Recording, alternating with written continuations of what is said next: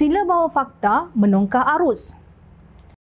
Semakin hari Malaysia semakin baik, semakin hari ekonomi negara semakin pulih. Walaupun pelbagai naratif yang dibawakan pihak tertentu, ia tidak dapat menafikan usaha Kerajaan Perpaduan Madani dalam memastikan Malaysia kembali menjadi antara negara yang hebat di Asia. Faktanya, ekonomi Malaysia secara keseluruhannya mencatatkan keluaran dalam negara kasar KDNK sebanyak 3.7% pada tahun 2024 berbanding 3% bagi suku ketiga tahun lalu, lapor Bank Negara Malaysia (BNM). Bank Pusat itu dalam kenyataan berkata pertumbuhan menjadi sederhana berikutan persekitaran luaran yang mencabar disebabkan perdagangan global lebih perlahan, kitaran menurun teknologi global, ketegangan geopolitik dan dasar-dasar monetari lebih ketat.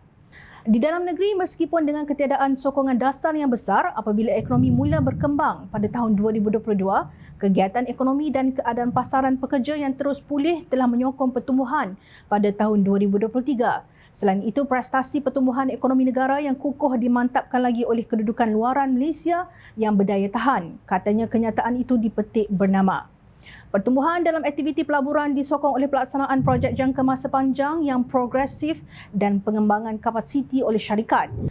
BNM memberitahu lebihan akaun semasa negara bagi tahun 2023 mampan pada 1.2% daripada KDNK disokong oleh kepelbagaian struktur ekspor merentas pasaran dan produk.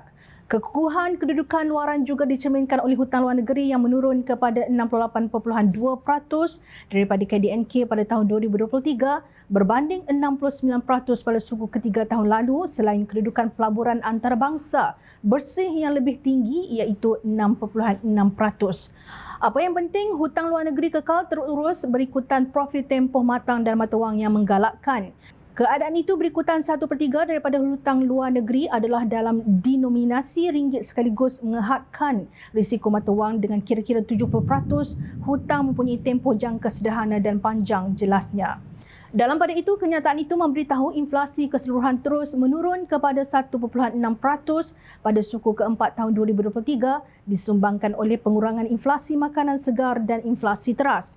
Sementara itu, nilai ringgit dijangka mengukuh berbanding mata wang dolar Amerika Syarikat dalam tempoh terdekat.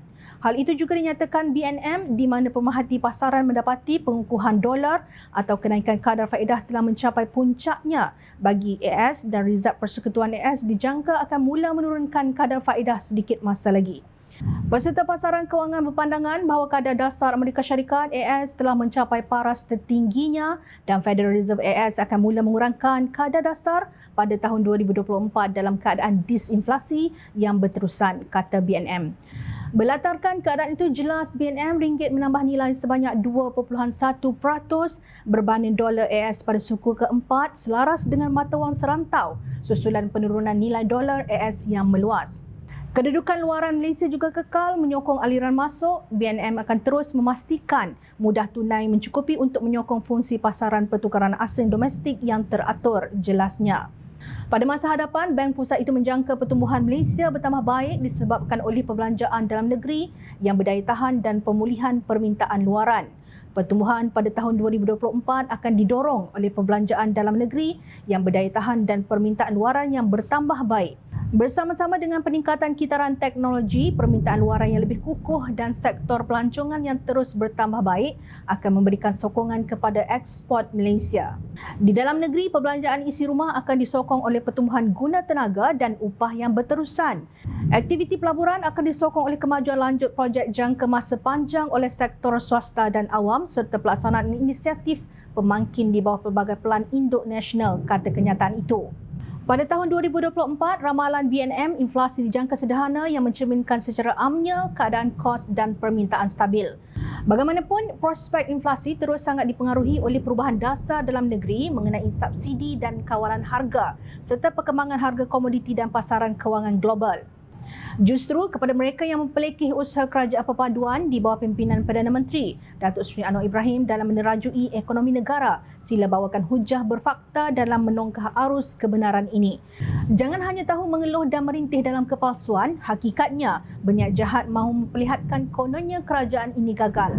Maklumat ada di hujung jari anda, tolonglah rajin membaca.